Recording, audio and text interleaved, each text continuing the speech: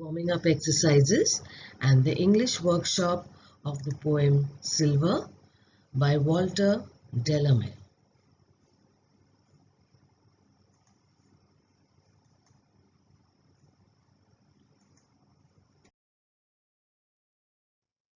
The first question of warming up exercises, you have to imagine that your class is divided into groups or houses. Each house has their own color, symbol, motto, dress code.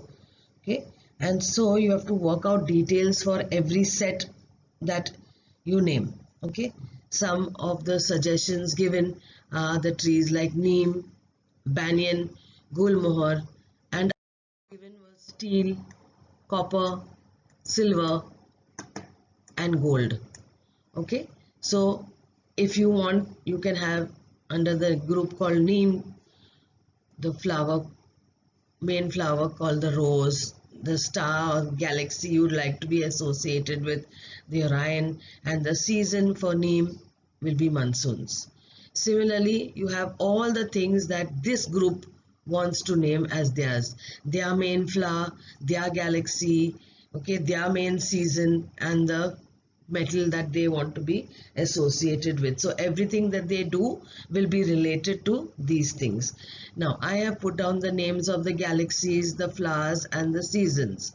You can change according to what you feel will suit neem, banyan, gulmohar, and ashoka, and think of the 4 sets of names for the groups. Okay, you can change these names.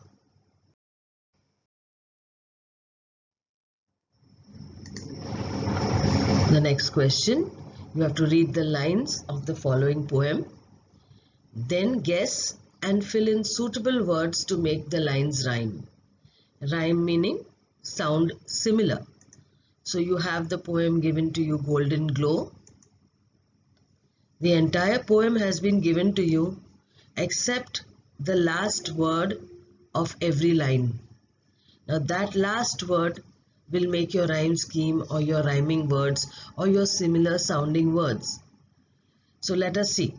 Soon after dawn rises the sun. It wakes and livens. Every similar sounding word to sun is one. So sun and one now make rhyming words. Okay. It scares away the long dark night. The shining stars go out of sight. Night, sight, again rhyming words.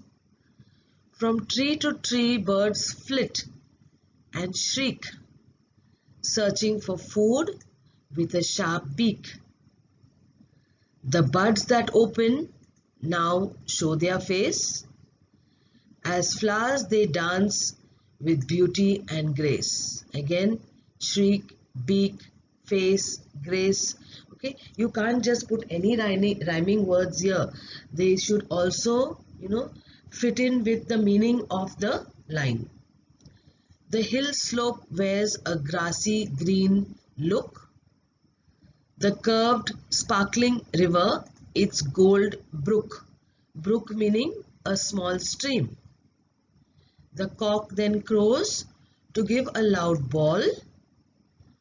Come on, wake up folks, one and all.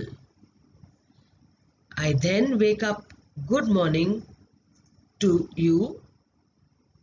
Let's all look forward to a golden view.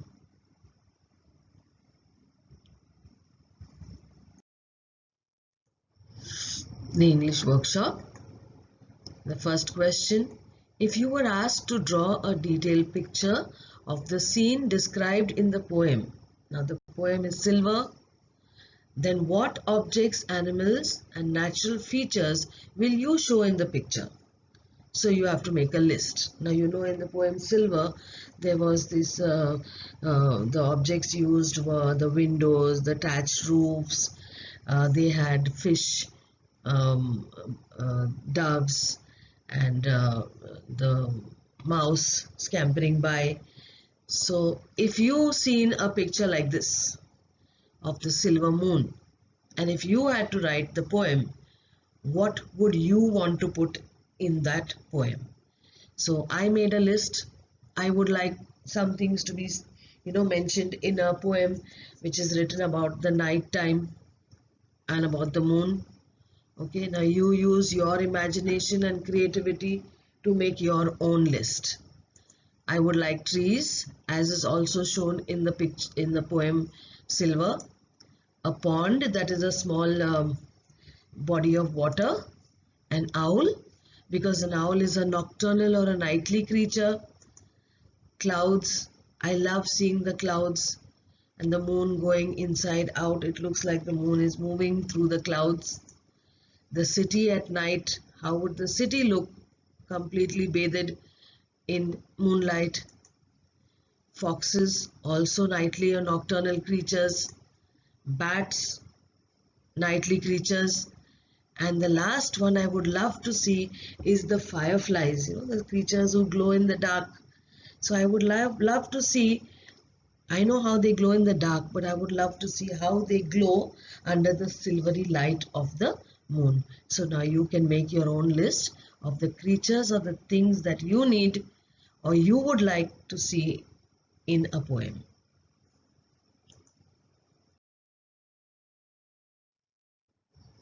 Question 2. Write the rhyming words and the rhyme scheme of the poem.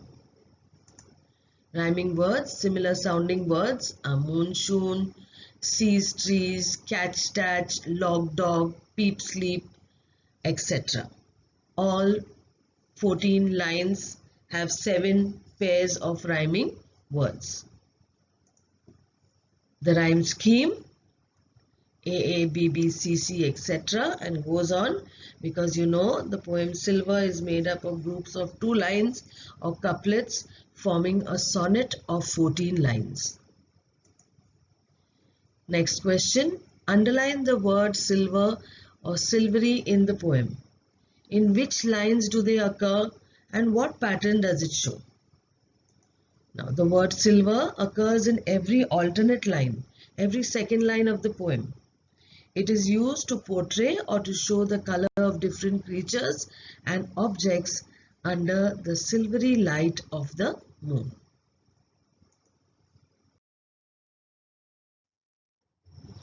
Can you think of a parallel scene of dawn or evening when everything is steeped in golden light? Parallel scene meaning a similar scene. Now they had silver in the poem Silver, the silvery light of the moon. But during dawn or just before sunset, you see the sky totally steeped in golden color, golden colored light. So that is a parallel scene, a similar scene with a different color. So something like this. This is a scene of dawn, early morning, where the sun is just rising and everything looks golden in color. Now, dawn or early morning suggests ideas of illumination and hope, the beginning of a new day, and thus a chance for happiness and improvement. Sunrise is a symbol of birth and rebirth. The golden glow is a signal to all creatures that a new day is about to begin. At this time, the birds start chirping, cocks begin to crow, and there is a sound of the world awakening. Okay, so this is what dawn suggests. New light, new hope, new day, a chance to be happy, a chance to improve. Okay, so you can make up your own dawn scene or your scene just before sunset and write about it.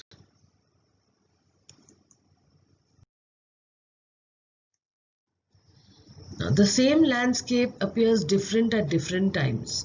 What message can we draw from this?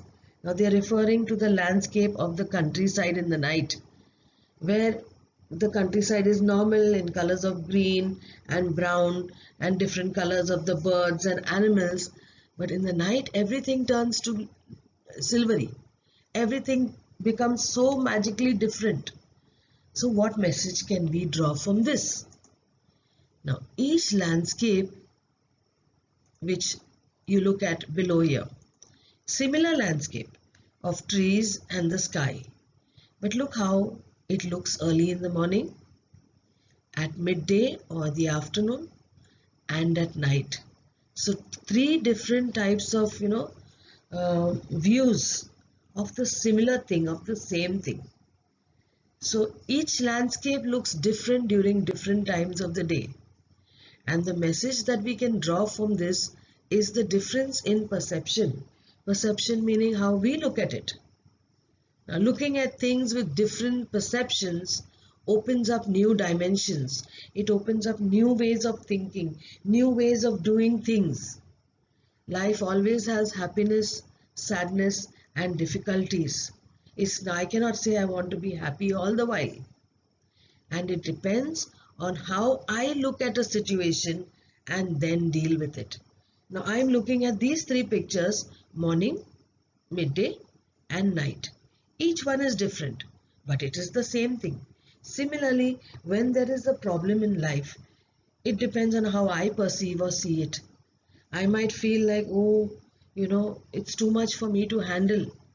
Another person might say, okay, this is a challenge. Let me take it up. And so we perceive things in different ways, and life, the happiness and the sadness and the trouble that we undergo in life depends on how we look at the situation and we are able to cope with it. So the poem can also teach us this. Now, this is the poem Someone by Walter Delamere. Suggested reading for you.